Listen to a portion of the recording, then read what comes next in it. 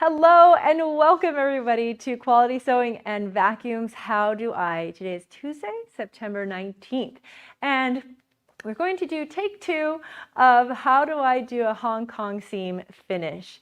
The first one didn't work out so well, so we're going to try it again. Okay, so I actually started a whole project, so you can walk through this just a little bit. So maybe you can get a better idea of how this works and how simple it is and how nice it makes the inside of your jackets and clothing look. Okay, so I had this fabric in my reserves, my stash, you might say, and it's already quilted right here. And I had this beautiful pattern right here, and I don't know why anybody would want to throw this away. It's circa 1976, right? It's an unlined jacket, and so today I wanted to resurrect it with this cool, fun fabric that I found in my stash with this super old pattern. I've been eyeballing it for a while, so let's see what it turns out like. Okay, I'm going to set that aside. So first what we need to do is we need to make your bias strips. So we're going to move on over to my cutting table right over here. And I've got my little cutting area set up right here. And I've got two of the Quilter Select cutting mats set up here side by side to get the full edge that we needed, edge to edge right here.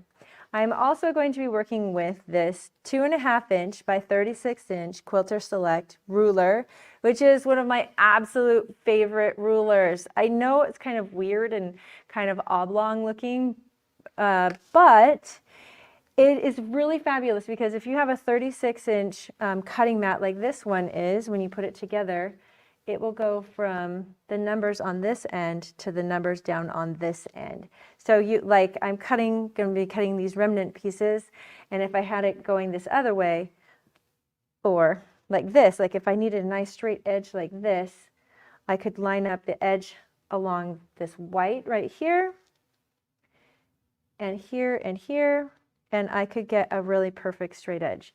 So today, what we're going to be doing is I'm going to be cutting bias strips from this wonky piece of scrap fabric that I have.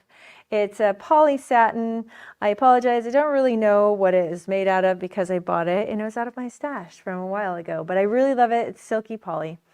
Okay, so this was the natural fold line that came on the bolt. And I actually lined it up right along this line right here. So I know that this is a straight edge. And my fabric, the weft, I think is going this way, and the warp. One of these days, I'm going to remember that. Weft and warp is going this way. All right, so I've got it aligned up here. We're going to line it here and here. We're going to use this beautiful long ruler that I absolutely love. We're going to hold it right in the middle there. I'm going to use my Quilter Select rotary cutter here. It's going to give it a nice, oh, look at that. I'm going to toss that over there. Okay, so now I've got a beautiful 90-degree edge right here. How am I going to get bias strips out of this, you say? I'm going to open it up, and I know my warp and my weft goes this way. Well, bias strips go exactly opposite that. They go right through the middle, kitty corner, boom, right like that. So I'm going to fold this corner up as if it was on that bias strip. So if this was, I'm going to try and show you in a smaller way. Hopefully this will explain. Let's say this is my raw edge of my fabric here. Actually, I'm just going to fold it in half. Like this. So you've got this edge and this edge. If you fold your fabric up just like that, can you see? You can take your strip cutter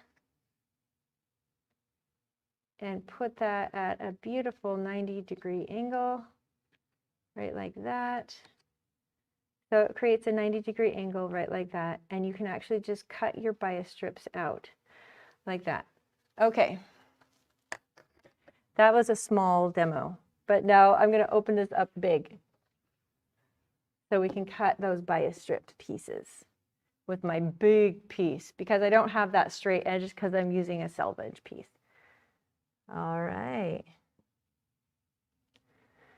My warp and my weft is looking like this on this top piece right here. You can see it, it's looking beautiful. And this straight edge right here, I'm going to line it up along this line right there. All right. And this is how you can fold your fabric to get the beautiful strips. All right, now on my cutting board, I actually have a little 90-degree angle right there, so I'm going to cut it right there.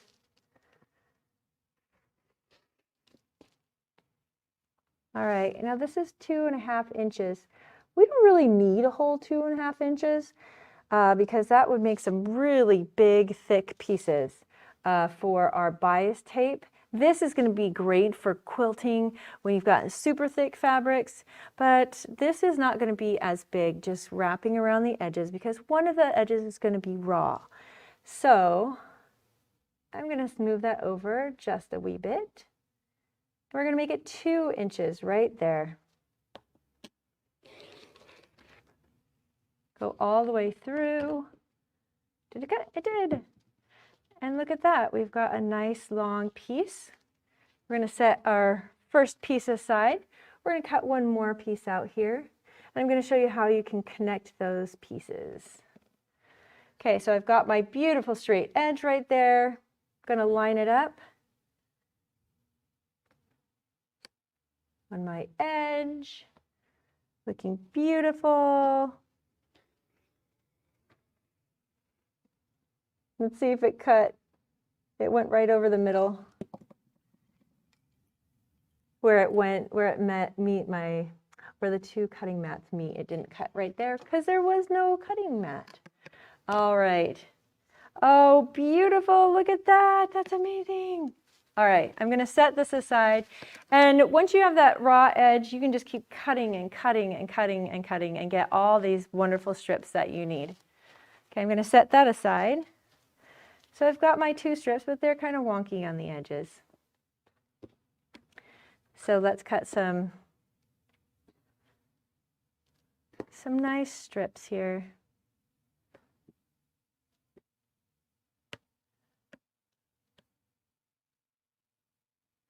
Just for the sake of time, we're only going to do 2. There we go. And we've got 2 nice raw edges, right, or straight edges right there. Okay, let's move on over to, I'm going to leave that there. We'll leave these here. We're going to move on over to the sewing machine here. All right. So we get to put our 2 pieces. I'm going to slide this over here towards us. I'm going to have one of my pieces of bias tape right here.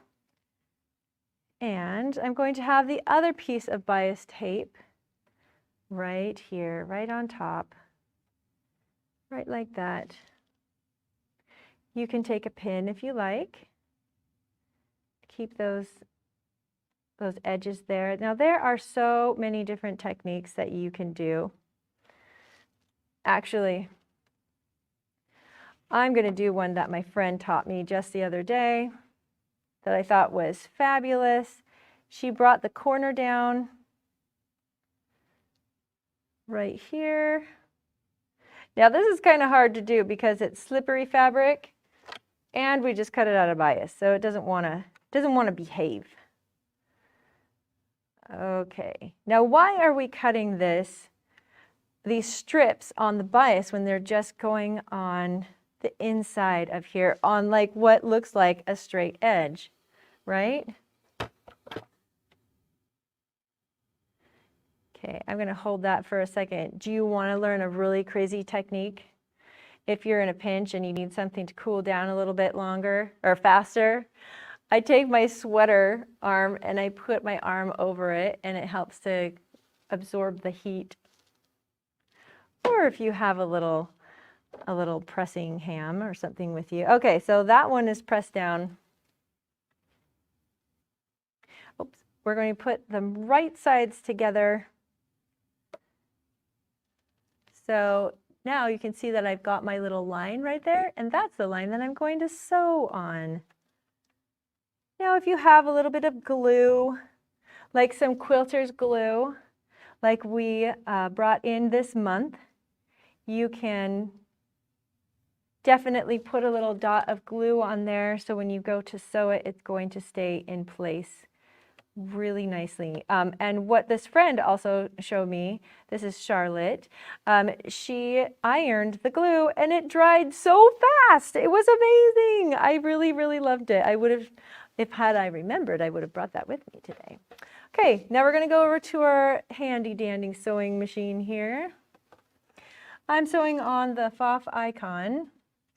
Now I have it to set up to tie on the end and the beginning, but I'm going to turn that option off for right now. Just like quilting, I just want to sew it right through, because when you're working with these delicate fabrics and you're going to be doing lots of tie-ins and or little corners like this, the ends have a tendency to get stuck and it punches it down into the machine. So we're just going to sew right through it.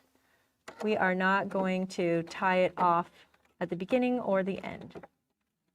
We're going to follow that little seam that we just made. Right through the middle there. All right. And we're going to cut it. All right. Ta-da!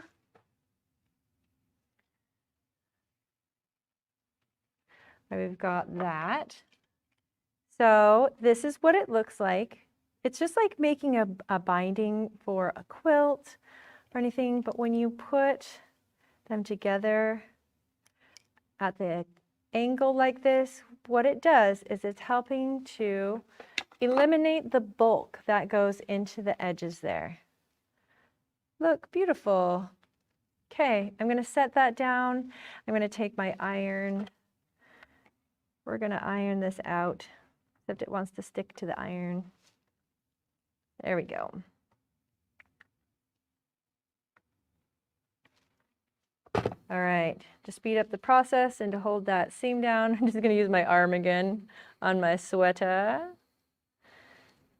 All right, press that seam out. Ta-da! Look, and we've got a nice, beautiful, long piece. Where's the camera? Oh, there we are. Ta-da! Oh, we can even go this way. There we go. We've got a beautiful, long piece of bias tape. Okay. Now let's sew it onto our what we've got here. Okay. So I've made the back piece right here already, and I've already sewn it onto the shoulders right here. So what we're going to do is we are going to take the top pieces, the front pieces, not the top pieces. Here's my two front pieces right here. Ta-da! And we're going to sew some onto the top shoulders right here and right here. All right. We'll start with this one.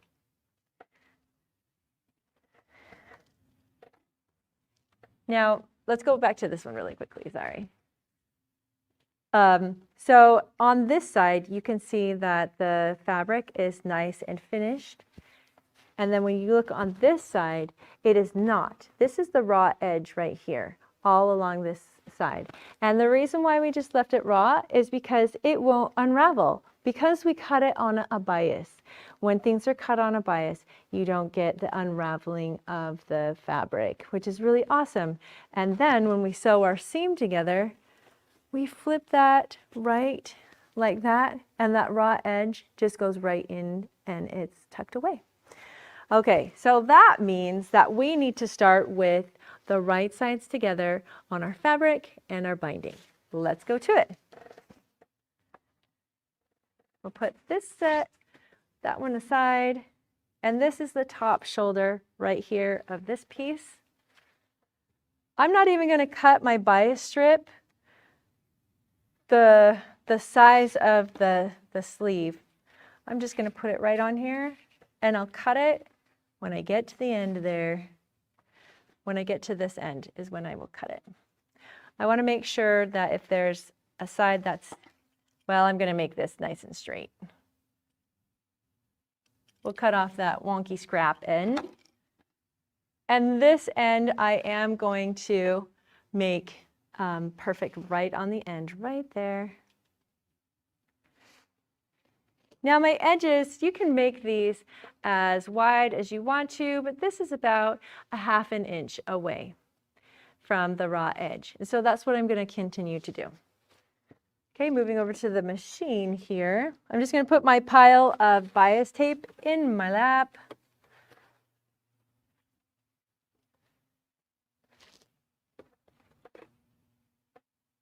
Actually, I've been very technical and I've just been using the edge of my foot right here. Oh, I do want to do the tie off and tie off at the beginning and the end because I really love that feature. There it goes. I'm going to fuss my fabric. Always make sure that you fuss as you go.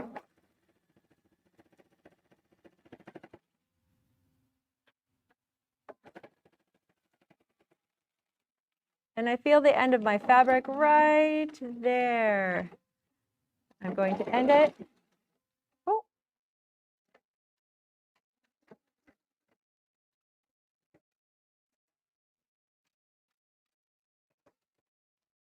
Okay, I'm going to take my scissors now. From this side, I know I can cut it right there. I'm going to set my binding, let's set it right there. And my scissors. Okay, so I've got this piece of bias right here. And now we're going to flip it up like this and flip it over the other way. And one piece of advice that they've given is that you don't iron it first.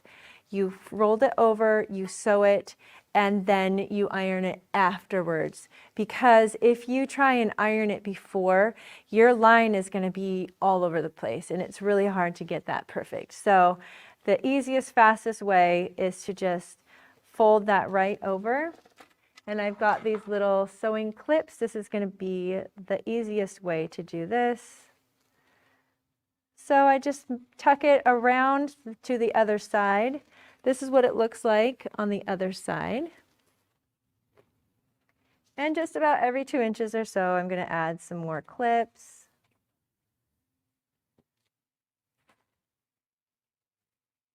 This is fun, slippery fabric, and it keeps coming off my lap. Okay, we've got a question. Is that seam you sewed ½ inch?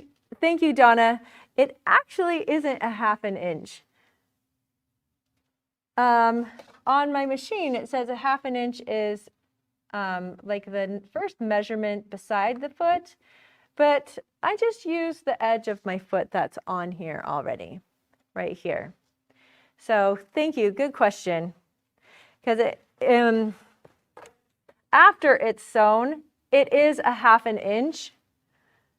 Right here it is an actual ½ inch, but it's actually only sewn to the edge of my foot, which is like more like a scant ½ inch, I would say. Okay, good question, Donna, thank you. Okay, now that I have my clamps in place, I think I might throw one more in here because this one's feeling kind of fluffy. I'm gonna throw another one in there. Why not, right? I'm going to stitch in the ditch. Now, stitch in the ditch, when I heard that, I was like, what on earth? But it's exactly like what it sounds like. There is like a little ditch between that goes right along the edge of the seam right here. And that's what I'm going to shoot for. Now, if you want to make it not obvious that the stitching is there, because maybe you're not exact or perfect, you can do monofilament thread on the top of your sewing machine, and that way, if you do happen to go onto the bias strip, it's not going to show at all. But I feel pretty confident in my sewing skills, and sometimes it might go wonky, but that's okay. This is a homemade, your creation project. Let's get to it. We're going to stitch in the ditch here. We're going to get it started with a knot, which I absolutely love. Oh, I have it going backwards. Let's go forward, shall we? We're going to lift that up. There we go. Yes. It knotted and ended instead. Okay, we're gonna try that again. This isn't my sewing machine. I have a Foff at home, but it's just a little bit different version, and so they all kind of have their own little idiosyncrasies that you gotta get used to. All right, let's try it again. We're still going backwards. All right, try that one more time. Okay, yay, we're not sewing backwards anymore. All right, good machine. We've become friends now, right? Okay, sewing, stitching in the ditch right here.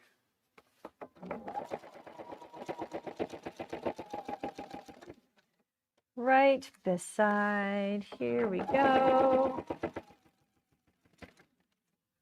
I am really excited to wear this jacket because it is sweater weather. Yay! Who is excited for sweater weather? Me. I get the best birthday present this year because my birthday is on the first day of fall. Yay! What better birthday present could you ask for, right? All right. So as you can see, we've stitched in the ditch right along there. And you can't see that stitch, which is beautiful. So we're going to flip it over and look at all this extra. Now you do want this extra because this gives you flexibility to do to go around seams, or if your jacket is thicker, if you've got a thicker quilting fabric, you can do that. So I'm going to use my scissors and I'm going to trim it. Oh, question. When you sew on the binding, are you attaching its seam line? Are you attaching it seam line to seam line or edge to edge? When you sew on the binding. Let me see. Let me grab the other side and see if this is what you're asking. Okay, so here's the part I haven't sewn yet. So are you asking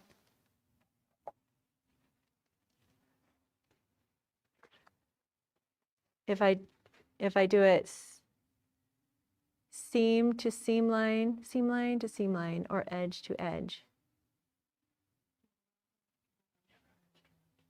Raw edge to raw edge. Yeah, because we're just covering the raw edges of the jacket. And there will be times where you probably will need to, well, for today, we're just going to focus on getting these raw edges done.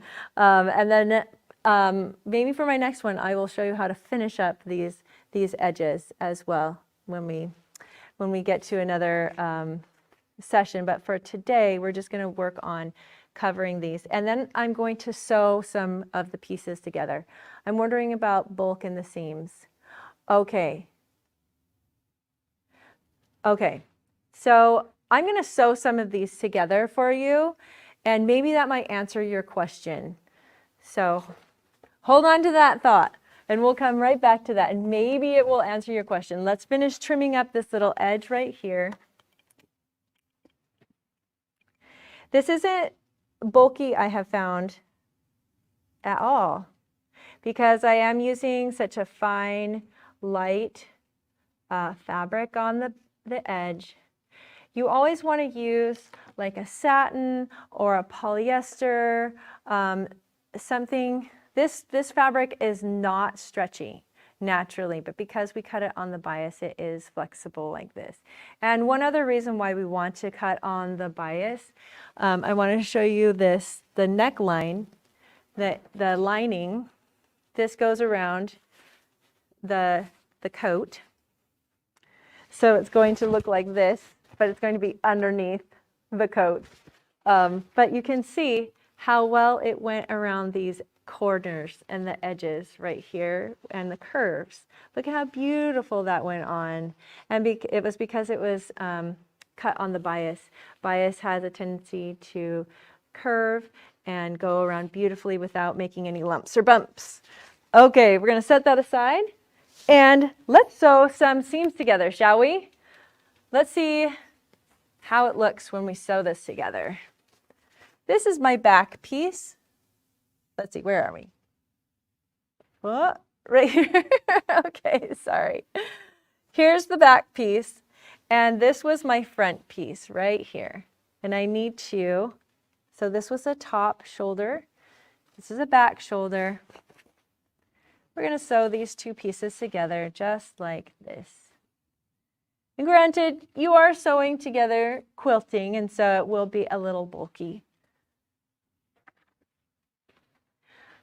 Okay, so this pattern, you can sew it 5/8. It was designed to be 5/8 of an inch, but I want it to be, actually I will sew it 5/8 of an inch because it is pretty bulky.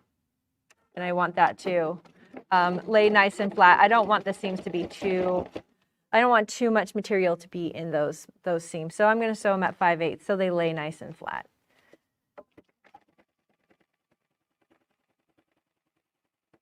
Here we go.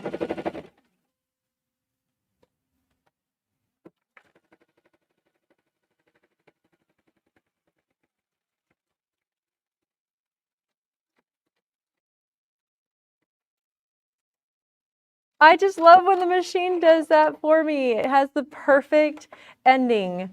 Oh, I started sewing with my mom's old sewing machine that was older than I was. And I remember when I used a machine where it like knotted and at the beginning and knotted and cut at the end for the first time. I was like, oh my goodness, this is amazing. Because I didn't have to try and make that little ending knot myself.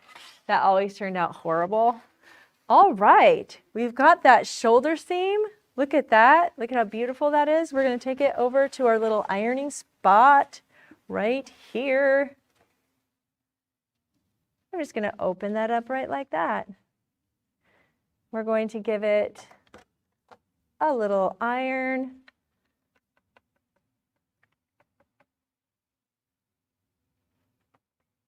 Look at how awesome. I think our iron decided to go to sleep. It did. It turned off on its own. So anyways, you can get an idea of how you just iron that seam open just like this. And look at how beautiful our inside of our jacket is finished. I did bring this jacket as well. This I didn't make right here. But you can see that it is also unlined inside the jacket, and it has just a tiny little seam allowance or a seam binding right here on the inside, and it's all like that inside the jacket. Look at how nice and finished it is inside of this little jacket that I have here that's unlined, and this is totally stretchy fabric as well. So I brought that so you could see the inside of that. Let's see. It says my iron is heated up now. Let's give it another try. Okay, don't go to sleep on us anymore, okay, Mr. Iron? Yes, that feels much better. Bulk in the seams. Oh, somebody asked if I am trimming it to the seam line. I was just trimming it to just to trim all that excess out, but, ooh, I wish I had my little hot hammer, or not hot hammer, but my clamper down. Let's use my arm there, our makeshift clamper. Isn't that awesome? All right, so if this were to go on like this, right, like this, you can see that the edge really isn't, it's not any bulkier than any other quilted jacket, you might say, but it really makes those edges look really, really beautiful on the inside. Now, if you look, you can trim the inside. Like I caught some of that raw edge on the seam because it was a little bit longer right there, just because I just cut it by eye. I just eyeballed it. But I did catch it in a few places. And you can absolutely cut it long enough so it gets caught in the seam. You can see that right there. On this other side, it didn't, well, a little bit. It got caught a little bit. But there we go. But not down on this end. And it's okay because guess what? Nobody's going to see it because that goes on the inside of your jacket right there. So if you have any other questions, let's see. I don't see when sewing. Okay. Okay. Any other questions that you have about sewing these together? Do you guys want to see the finished product when I'm done? Wouldn't this be so fun? I can't wait to see this vintage pattern come to life in these fun, bright, vivid colors. Woohoo! So thanks for joining me today. Don't forget that we have our live sew funds going on in the South End right now, and you can join us there as well. Have a happy Tuesday and a wonderful fall.